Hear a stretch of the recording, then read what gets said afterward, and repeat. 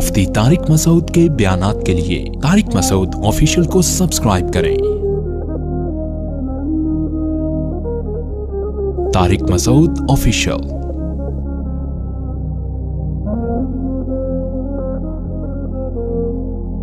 یوم یکشف عن ساق ویدعون الی السجود فلا یستطیعون خاشعة ابصارهم ترهقهم ذلة وقد كانوا يدعون الى السجود وهم سالمون۔ سورہ قلم کی ان آیات پر بیان چل رہا تھا کہ جب انہیں دنیا میں سجدے کے لیے بلایا جاتا تھا یہ صحیح سالم ہو کر بھی سجدہ نہیں کرتے تھے۔ تو آج قیامت کے دن جب اللہ تعالیٰ اپنی تجلی کو ظاہر کریں گے، لوگ شوق میں، محبت میں، اللہ کی عظمت سے سجدے میں گر جائیں گے، لیکن ان کو سجدے سے محروم کر دیا جائے گا۔ آگے اللہ تعالیٰ کا ارشاد ہے فَذَرْنِي وَمَن يُكَذِّبُ بِهَذَا الْحَدِيثِ، آپ مجھے چھوڑ دیں اور وہ شخص جو میری باتوں کا انکار کرتا ہے اسے چھوڑ دیں۔ آپ یہ کلام جب ہوتا ہے کہ اس کو میرے پاس چھوڑ دیں، آپ اس کا مسئلہ میں خود نمٹ لوں گا۔ یعنی اگر کوئی کسی کو سمجھا رہا ہو، آپ نے کسی کے ذمہ لگایا کہ تم فلاں کو جا کے یہ بات سمجھا دو کہ وہ سدھر جائے، انسان بن جائے۔ وہ اگر انسان نہیں بنتا تو یہ بتا دو کہ یہ سزا ملے گی تمہیں۔ اب جس کو آپ نے بھیجا وہ سمجھا رہا ہے، اس کی سمجھ میں ہی نہیں آ رہا، تو جس کو بھیجا تھا وہ ٹینشن میں آتا ہے کہ یار میرے ذمہ ایک کام لگایا گیا تھا کہ اس کو میں سمجھاؤں اور میں اس کام میں پورا نہیں اتر رہا، میں سمجھا رہا ہوں اس کی سمجھ میں ہی نہیں آ رہا۔ تو ایسے موقع پہ جو بھیجنے والا ہے نا وہ کہتا ہے بھائی آپ کا کام تھا پہنچا دینا، باقی آپ اس کو میرے اوپر چھوڑ دیں، یہ ٹینشن نہ لیں کہ اس کا کیا ہوگا اور یہ آپ کو نقصان پہنچائے گا، ایسا بھی نہیں ہے، یہ مجھ پہ چھوڑ دیں، یہ میرا ہیڈیک ہے، یہ میری ٹینشن ہے، یہ میرا مسئلہ ہے، یہ آپ کا مسئلہ نہیں ہے۔ کتنی بڑی تسلی ہے ان لوگوں کے لیے جو حق کے راستے پر چلتے ہیں مگر ماحول ان کو چلنے نہیں دیتا۔ پھر وہ مایوس ہوتے ہیں کہ یہ ماحول کدھر کو جا رہا ہے، لوگ سمجھتے کیوں نہیں ہیں، مانتے کیوں نہیں ہیں، کیا ہو گیا؟ تو اللہ نے فرمایا کہ چھوڑ دو ان کو ان کے حال پہ، اور مجھے یعنی یہ نہیں فرمایا کہ ان کو ویسے ہی چھوڑ دو، کہا ان کو میرے پاس چھوڑ دو، یعنی میرے اوپر چھوڑ دو۔ کیا مطلب؟ آپ چھوڑ دو، میں نہیں چھوڑوں گا، صحیح ہے نا؟ آپ چھوڑ دو ان کو اپنے حال پہ، لیکن اب یہ خوش فہمی میں مبتلا ہو جائیں کہ یار داعی نے چھوڑ دیا ہے تو اب ہم تو آزاد ہیں۔ تو اللہ نے فرمایا کہ آپ چھوڑ دو، کس پر؟ مجھے بھی چھوڑ دو، یعنی ہم دونوں کو اکیلے چھوڑ دو، آپ میں ان سے نمٹ لوں گا۔ تو اسلام کی جو دعوت ہے نا بہت جاندار دعوت ہے کہ اس کائنات کو بنانے والا کوئی ہے، بنانے والے نے بیکار پیدا نہیں کیا کہ لائف کو انجوائے کرو، مزے اڑاؤ، نائٹ کلبوں میں ناچ کرو، ڈانس کرو، شراب پیو، ڈرامے دیکھو، فلمیں دیکھو، مزے کی زندگی بس چھوڑو، کاروبار میں حلال کیا حرام کیا۔ تو ایسا نہیں کیا اس نے، وہ تم سے قیامت کے دن پوچھے گا۔ یہ دو اور دو چار کی طرح واضح ہے یا نہیں ہے؟ بالکل نہ خود سے بن سکتے ہیں۔ آپ کہیں گے وہی باتیں مفتی صاحب ریپیٹ کرتے رہتے ہیں، تو قرآن جب وہی باتیں ریپیٹ کر رہا ہے تو ہمیں وہی باتیں سمجھ میں نہیں آ رہی نا، تو ریپیٹ ہی ہوگی نا۔ بھائی فجر میں بھی اذان ہوتی ہے، ظہر میں بھی ہوتی ہے، عصر میں بھی ہوتی ہے، وہی باتیں ہوتی ہے کہ نہیں ہوتی؟ بھائی پبلک کی سمجھ میں نہیں آ رہا۔ اگر ساری دنیا کے سارے انسان مسجد میں آ جائیں تو شاید اللہ تعالیٰ اذان کا سلسلہ موقوف کر دیتے ہیں، لیکن اللہ کو پتا تھا کہ کچھ کی سمجھ میں آئے گا، کچھ کی نہیں آئے گا، تو جن کو نہیں آئے گا ان کے لیے اذان ہوتی رہے گی تاکہ حجت تام ہو جائے. شاید یہ حکمت ہو اس میں.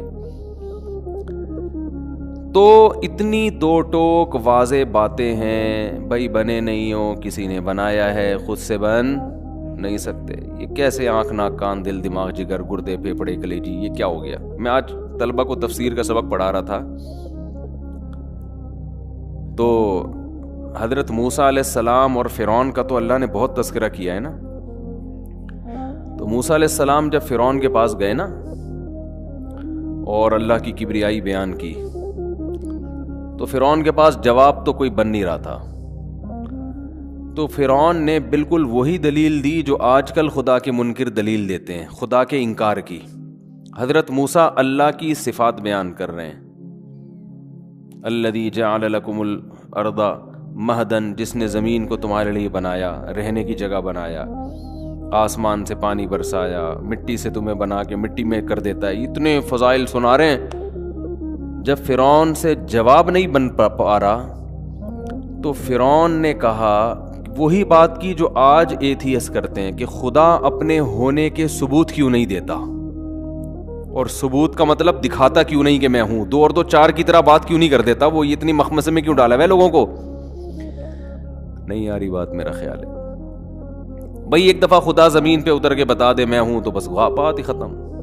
یہ کیوں کہ میری سورج دیکھو, چاند دیکھو, اور ان لکم فی الانعام لعبرا, سوکھا چارہ ہم جانور کو کھلاتے ہیں, اس سے چکنا گاڑھا دودھ پیدا ہوتا ہے. اس سوکھے چارے کو آپ کسی لیبارٹری میں لے جائیں اور کسی سائنٹسٹ سے بولیں اس میں سے تیل کا ایک قطرہ نکال کے, گھی تو دور کی بات ہے, تیل کا ایک قطرہ نکال دو, وہ کہے گا بھائی کروڑوں سال میں بھی ایسی مشین اب تک ایجاد نہیں ہوئی ہے, اس میں تیل ہے ہی نہیں تو نکلے گا کہاں سے؟ تو اللہ فرماتے ہیں یہ سوکھا چارہ ہم اس جانور کو کھلاتے ہیں. نسقیکم مما فی بطونہ من بین فرث ودم لبنا خالصا سائغا للشاربین. ایسی مشین بنا دی. جاپان کے سائنسدان تو ایک روبوٹ بنا کے فخر کر رہے ہیں, بٹن دباؤ ادھر جاتا ہے, بٹن دباؤ یہ ریموٹ کنٹرول یوں کرو تو ادھر آ جاتا ہے بھائی, یہ والا بٹن دباؤ تو یہ والا ہاتھ اوپر کرتا ہے, یہ بٹن دباؤ تو یہ والا ہاتھ نیچے کرتا ہے. یہ اس پہ فخر کر رہے ہیں.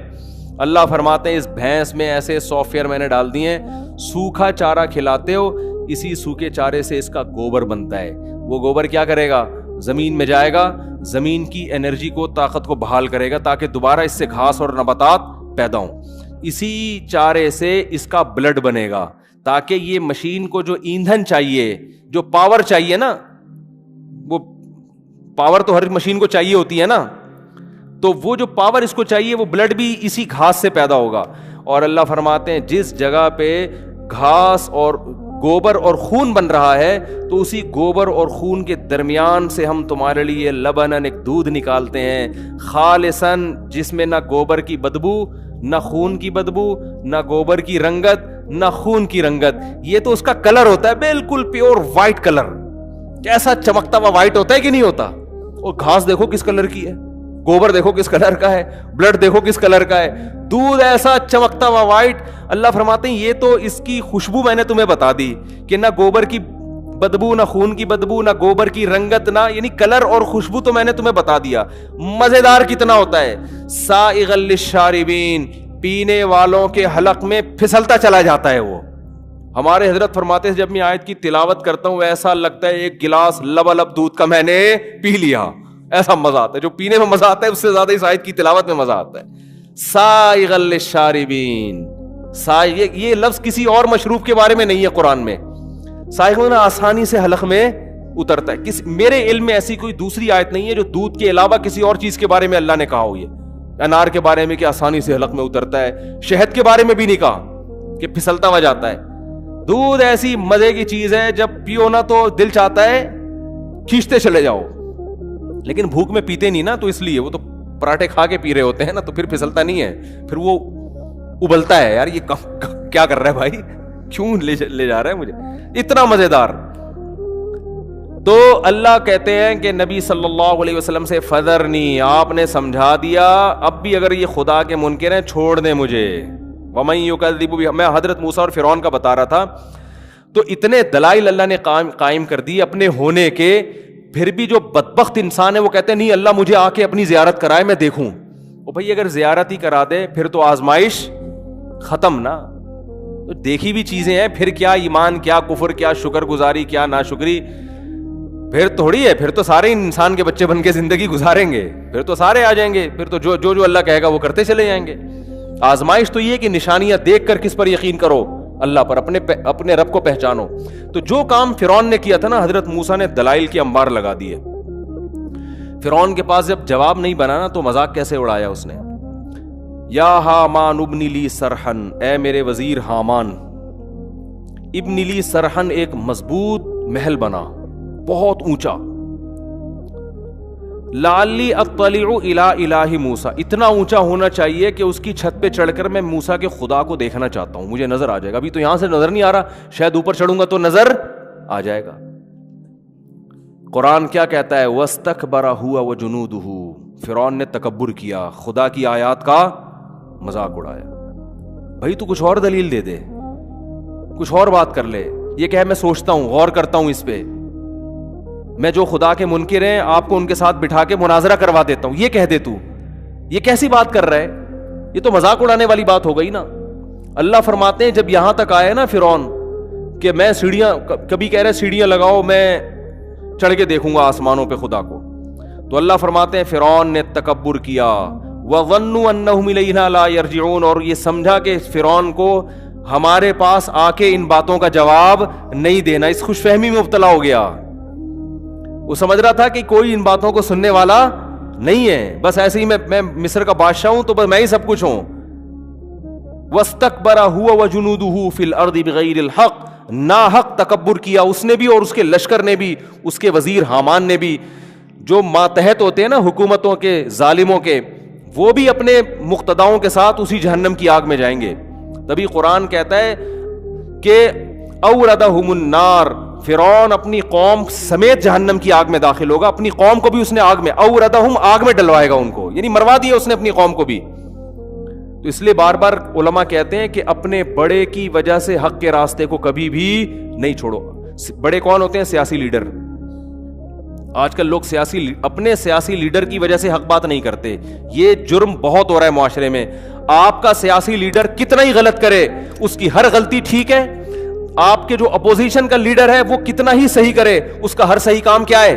غلط ہے. یہ ہر سیاسی جماعت میں چل رہا ہے.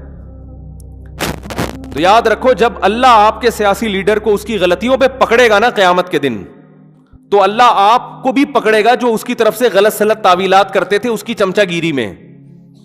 بہت مشکل ہے بات سمجھانا. اور کسی کے صحیح یا غلط، کسی کی غلطی یا صحیح کا فیصلہ اس لیے نہیں کیا جاتا، اس سے نہیں کیا جاتا کہ یہ کیسا ہے، اس سے کیا جاتا ہے کہ اس کا یہ عمل کیسا ہے. یہ ہمارے ایک بہت بڑا فالٹ ہے کہ یہ بندہ ٹھیک نہیں ہے تو اب اس کا جو بھی کام ہوگا وہ کیا ہوگا؟ خراب ہوگا.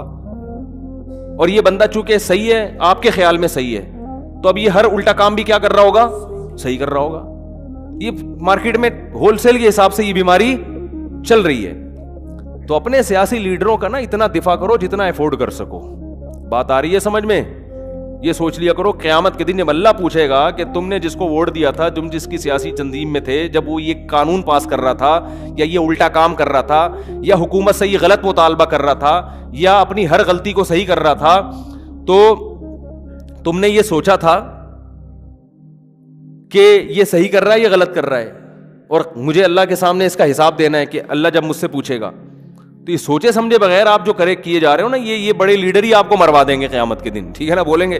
اور قرآن میں جگہ جگہ آتا ہے کہ جو بڑے ہوں گے چھوٹے برات کا اعلان کریں گے کہ ہم تو تمہاری چمچا گیری میں اور تمہیں لیڈر مان کے یہ سب کچھ کر رہے تھے، آج تم ہمیں اللہ کے عذاب سے بچاؤ، تمہاری وجہ سے برباد ہوئے ہیں. تو وہ جواب میں کہیں گے کہ ہم تمہیں جب بچا سکتے جب ہم خود تو بچتے، ہم جو خود نہیں بچ رہا وہ دوسروں کو کہاں سے بچائے گا.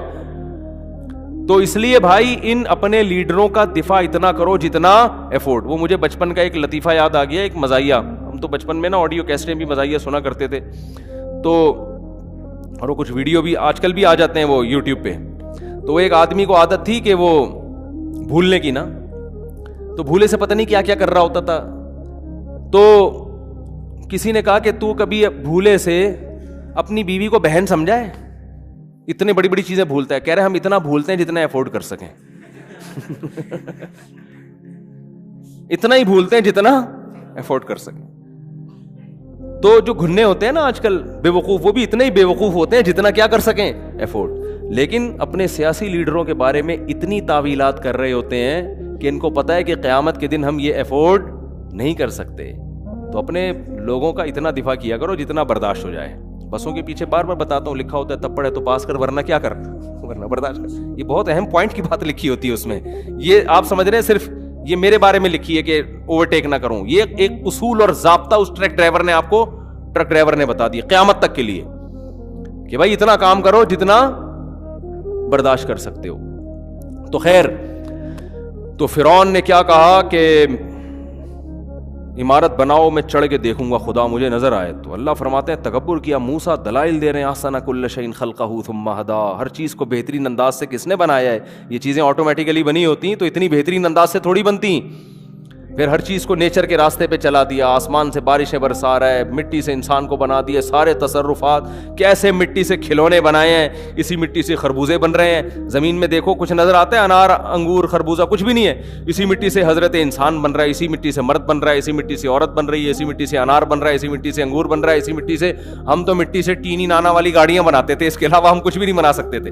خدا اس مٹی سے آم بھی بنا دیتا ہے, خدا اس مٹی سے خربوزے بنا دیتا ہے, خدا اس مٹی سے کھجوریں بنا دیتا ہے, خدا اس مٹی سے انسان بناتا ہے, اس مٹی سے شیر بنایا, گدھا بنایا, کتے بنائے, بلیاں بنائیں, ساری چیزیں اسی مٹی سے بنا کے اور زمین میں پھیلا دی. کیا کچھ نہیں بن رہا, اور پھر دوبارہ مٹی کر دیتا ہے تھوڑے دنوں میں مار کے, دوبارہ وہ کیا بن جاتی ہے مٹی.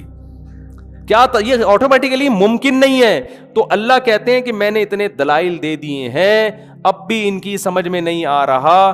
فذرنی, اے محمد صلی اللہ علیہ وسلم آپ ٹینشن نہ لیں, چھوڑ دے میرے حال پہ, اور مجھے اس کے ساتھ میں نمٹ لوں گا. آپ کا کام ہے تبلیغ, آپ اس کی سمجھ میں نہیں آ رہا کسی اور کو سمجھائیں. ان نفعت الذکری سیذکر من یخشی, جس کے دل میں خوف ہوگا وہ ضرور آپ سے نصیحت حاصل کرے گا. یہ نہیں کہ نصیحت ہی چھوڑ دیں, ان لوگوں پہ چھوڑ دیں جن سے فائدے کی امید نہیں ہے. اچھا, اب قرآن کہتا ہے کہ ان کو میرے حال پہ چھوڑ دیں, میں نمٹتا ہوں. تو اب فوراً سوال پیدا ہوتا ہے کہ اب تو اللہ ان کو پکڑ کے مار دے گا. بالکل ہے بھائی, اب تو اللہ جب نبی کو اور جو بھی قیامت تک دعوت دینے والے لوگ ہیں, حق کی بات کرنے والے لوگ ہیں, گویا اللہ نے ان سے کہہ دیا اب آپ کیا ہو جائیں, سائڈ پہ ہو جائیں, اب میں نمٹوں گا ان سے. تو فوراً ایک خیال آتا ہے نا کہ اب تو اللہ ان کو چھوڑے گا نہیں. اللہ فرماتے ہیں ایسا نہیں ہے کہ میں ان کو پکڑ لوں گا فوراً مار دوں گا, نہ سنستدرجہم, میں ان کو ڈھیل دوں گا. اتنے دلائل قائم کرنے کے بعد بھی سمجھ میں نہیں آ رہا, تو اب میں ان کو کیا دوں گا, ڈھیل. کھاؤ پیو موج مستی کرو, کوئی بات نہیں, کیونکہ دنیا دارالامتحان ہے, دارالجزا نہیں ہے. جیسے آپ ایگزامینیشن ہال میں بیٹھے ہو, پیپر حل ہی نہیں کر رہے, ایگزامینر آپ کے کان میں آ کے کہتا ہے بھائی کیا کر رہا ہے یار, آپ کو شاید بھول گئے ہوگے, پیپر کا ٹائم شروع نہیں ہوا. وہ سمجھتا ہے شاید غلط فہمی ہوئی, یاد دہانی کرائے گا بھائی ٹائم شروع ہو گیا پیپر, اگر آپ کو پیپر نہیں ملا تو میں لا کے دے دیتا ہوں. وہ اس طرح سے نصیحتیں کرے گا نا. پھر بھی آپ بیٹھے ہو سر پکڑ کے, وہ آ کے کہے گا, پاکستان میں ہوگا تو پھر تو کوئی مسئلہ ہی نہیں ہے, آ کے کہے گا نہیں ہو رہا, حل نہیں ہو رہا, لاؤ 50 روپے تو میں کروا کے لاتا ہوں. یہ تو میں وہاں بتا رہا ہوں, کراچی میں تو شاید ایسا ہی ہوتا ہے, باقی کا مجھے نہیں پتا, سب جگہ ہی ایسے ہو رہا ہے. ٹھیک ہے نا. تو لیکن اگر سچی مچی کا یعنی کوئی صحیح ایماندار ہو تو وہ کیا کرے گا کہ آپ کے پاس آئے گا, آپ سے بولے گا بھائی کیا مسئلہ ہے, شاید آپ کو نہیں پتا کہ ٹائم شروع ہو گیا, بھائی ٹائم شروع ہو گیا, کہہ گیا آپ کہیں گے اچھا ٹھیک ہے پتہ چل گیا. پھر بھی آپ پیپر حل نہیں کر رہے, وہ آگے کہ بھائی کوئی پیپر ایسا تو نہیں آپ کو فزکس کا پیپر تھا اور کسی نے غلطی سے کیمسٹری کا تو نہیں پکڑا دیا, کسی اور کلاس کا تو نہیں, چیک کر لوں, نہیں یہ مجھے فزکس کا ہی ملا ہے, ماشاء اللہ بہت اچھا. پھر بھی آپ حل نہیں کر رہے, تو پھر وہ آئے گا آپ سے آ کے کہے گا کہ یار کوئی اگر سر میں درد ہے, کوئی مسئلہ ہے تو پیناڈول رکھیے میرے پاس. ہمیں ہدایت ہے کہ اگر کسی کی طبیعت خراب ہو جائے تو فوراً جو دوائیں ہمارے پاس جو ہے نا, جو فوری دوائیں ہوتی ہیں وہ رکھی ہوئی ہمارے پاس. کوئی پیٹ میں درد ہے, کوئی واش روم کا تقاضا ہے تو یہ واش روم ہے, ٹھیک ہے نا, یہاں چلے جاؤ. کوئی بھی مسئلہ ہو بتاؤ, گٹکا چاہیے, پان چاہیے, تو وہ آپ کو 5-6 دفعہ نصیحت کرے گا. اس کے بعد کہے گا 2-3 دفعہ اور کرے گا تو کوئی دوسرا جو اس سے سینئر ہوگا بولے گا بھائی تو اس کو چھوڑ دے اپنے حال پہ, اس کو کیا کر, چھوڑ دے. اور جو پیپر چیک کرنے والا اگر وہاں کھڑا ہوگا نا, وہ کہے گا کہ اس کو چھوڑ دے, میں اس سے خود ہی نمٹ لوں گا, تیرا کام کیا ہو گیا, ختم. پیپر میرے پاس آئے گا, کچھ بھی نہیں لکھا ہوگا تو فیل کر دوں گا. تو اب وہ جو یہ کہے گا نا کہ مجھے اس کے ساتھ چھوڑ دے, تو یہ نہیں ہے کہ چھوڑ دے کا مطلب میں جاؤں گا ابھی پیپر پھاڑوں گا, تھپڑ لگا کے اس ایگزامینیشن ہال سے ٹھڈے مار مار کے باہر نکالوں گا اور اس کو برا بلا کہوں گا ایسی کی تیسی, تو یہ کیا کر رہا ہے, تو شرم نہیں آتی, تو آیا کیوں ہے جب تیرے کو پرچہ ہی نہیں آتا, اور تو بے وقوف آدمی اپنے باپ کا بھی پیسہ ضائع کیا, اپنی ماں کا بھی پیسہ ضائع کیا, تو نے ماں کی دعاؤں کی بھی جو ہے نا تو نے قدر نہیں کی. کچھ نہیں کرے گا وہ کہے گا بھائی کوئی اتنی بڑی پرابلم کی بات نہیں ہے, کچھ لوگ پاس ہوتے ہیں, کچھ کیا ہوتے ہیں, فیل ہوتے ہیں. تو ایگزامینر اگر زیادہ فری ہونے کی کوشش کرے گا نا, پھر بھی جا کے سمجھا رہا ہے, تو سینئر کیا کرے گا, بھائی اس کو, آپ کا یہ ہیڈ ایک نہیں ہے, آپ نے اپنا فرض ادا کر لیا, چھوڑ دو اس سے میں خود نمٹ لوں گا. تو یہاں نمٹنے کا مطلب یہ نہیں ہوتا کہ میں ابھی تھپڑ لگانا شروع کر دوں گا اس کو. نمٹنے کا مطلب ہوتا ہے یار تم نے سمجھا دیا, اب ٹینشن نہ لو, پیپر میرے پاس آئے گا, انڈا میں اس میں ڈال دوں گا. جیسے ایک طالب علم نے پرچہ حل کیا, سائنس کا پیپر تھا, استاذ نے سوال پوچھا کہ ثابت کرو کہ دنیا گول ہے. بہت طریقوں سے ثابت ہوتا ہے کہ یار سورج مشرق سے نکل کے دوبارہ مشرق میں آ جاتا ہے, اس کا مطلب کیا ہے, بہت سارے طریقے ہیں نا, اس سے پتہ چل رہا ہے یار کچھ ہے, گول ہی لگ رہی ہے اس سے تو, ٹھیک ہے نا. سمندر پہ جب ہم دیکھتے ہیں تو تھوڑا سا ایسی کرو نظر آتی ہے, جہاز سے بھی, تو بہت سارے طریقے, اس کو آتا کچھ تھا نہیں. تو اس نے جواب لکھا کہ چشمہ لگا کے دیکھو تو بھی زمین گول ہے, چشمہ اتار کے دیکھو تب بھی زمین گول ہے. کیونکہ بعض ایگزام جو ممتحن ہے نا وہ بالش کے حساب سے نمبر دیتے ہیں. ہم جب اسکول میں پڑھتے تھے یہ مشہور تھا, نہیں آتا تو وہ بالش کے حساب سے لکھا کتنا ہے اس نے, ایک بالش کے 50 نمبر, 2 بالش کے, تو وہ پڑھتے ہی نہیں, ان کو آتا بھی نہیں. اور یہ سچی مچی کا واقعہ ہے. ہمارے ایک دوست کہتے ہیں کہ اسلامیات کے پیپر میں کچھ تاریخ, اسلامیات تھا یا پتہ نہیں معاشرتی علوم کا پیپر تھا, تو ایک سوال آیا کہ مشہور تاریخی شخصیات کے بارے میں نا, پاکستان کی کچھ مشہور, تو کسی ایک شخصیت پہ نوٹ لکھیں. کہہ رہے ہیں مجھے کوئی شخصیت ہوئی پتہ نہیں تھی, میں نے اپنے ابا کا نام ڈال دیا مولوی تمیز الدین, ان کے ابا کا نام تھا تمیز الدین. تو کہہ رہے میں نے کچھ آتا تھا نہیں مجھے, تو میں نے مولوی تمیز الدین سن 1900 فلاں میں پیدا ہوئے اور فلاں جگہ آنکھ کھلی, کر جو پھینکتا جا رہا ہوں میں نا, لکھا میں نے, اور اتنے میں تعلیم پائی, پھر فلاں سن میں یہ کیا, پھر تحریک پاکستان کی فلاں اس میں حصہ لیا, پھر یہ کیا وہ. کہہ رہے پورے نمبر ملے ہیں مجھے, کیونکہ جو پیپر چیک کرنے والا تھا نا وہ سوچ رہا تھا یار یہ کوئی ہم سے بھی بڑا فنٹر ہے, یہ کوئی ہم سے بھی بڑا فنٹر ہے, کہ ہمیں جن شخصیات کا نہیں پتا اس کو, لیکن لکھا اتنے اسٹائل سے نا, ہوشیار تھا. تو وہ پتہ ہی وہ اس کا جس کے ساتھ یہ واقعہ ہوا نا, اس نے مجھے خود بتایا کہ میں اپنے ابا کا مولانا بھی خود ہی لگا دیا اس نے. کچھ تو لگانا پڑے گا نا, علامہ یا مولانا کچھ تو ہوگا نا, شخصیت ہے تو کچھ تو ہوں گے نا. تو ایسے کر کے کہہ رہے ہیں ہم نے پورا چھاپ دیا. تو بالش کے حساب سے 50 نمبر, یہ 100 نمبر ہو گئے, یہ 150 نمبر ہو گئے, اس طرح کر چل رہا ہوتا ہے بعض جگہوں پر حساب کتاب. تو خیر, تو کیا بات کر رہا تھا یار میں, کدھر سے کدھر آ گئی. ہاں تو میں عرض کر رہا تھا, تو اللہ نے بھی قرآن میں ہاں میں کہہ رہا تھا کہ وہ اس نے کہا کہ اب پیپر آتا نہیں ہے, اس نے کہا ثابت کرو زمین گول ہے. تو کہہ رہا ہے چشمہ لگا کے دیکھو زمین گول, چشمہ اتار کے دیکھو زمین گول, سائڈ سے دیکھو زمین گول, سائڈ سے دیکھو زمین گول. اس کا خیال تھا کہ بالش کے حساب سے نمبر ملیں گے. تو اتنا مختلف طریقوں سے اس نے زمین کا گول ہونا ثابت کیا. تو وہ ٹیچر جو پیپر چیک کر رہا تھا وہ بڑا ہوشیار تھا, اس نے اس پہ جو اس کے ریمارکس تھے نا وہ یہ تھے کہ چشمہ لگا کے دیکھو تو بھی نمبر گول ہے, چشمہ اتار کے دیکھو تو بھی نمبر گول ہے, سائڈ سے دیکھو تو بھی نمبر گول, اس سائڈ سے دیکھو 0, پورے 0 نمبر ملے. ٹھیک ہے. تو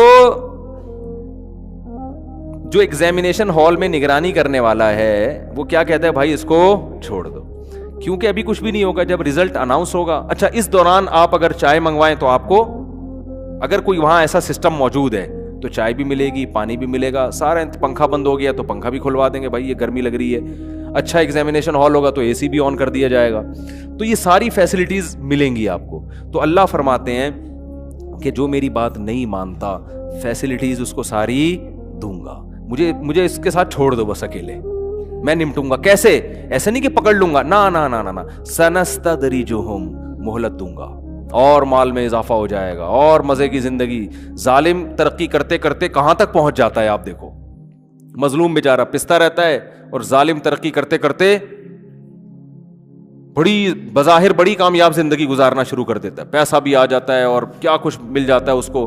تو اللہ فرماتے ہیں سنستدرجہم, عن قریب ہم ان کو ڈھیل دیں گے, اس طور پر من حیث لا یعلمون, ان کو پتہ بھی نہیں چلے گا کہ یہ اللہ کی نعمت نہیں ہے, یہ تو کہ تمہیں آخرت میں پکڑنا ہے تو دنیا میں سب کچھ دیا جا رہا ہے کہ چل بھائی تجھے یہ حسرت نہ رہے کہ میں نے مزے نہیں اڑائے,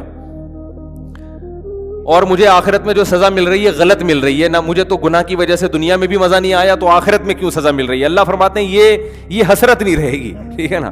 اس لیے فرمایا تمتعوا فإن مصيركم إلى النار, اللہ کہے گا اڑا لو مزے, آخرت میں آنا کہاں ہے, آگ کی طرف.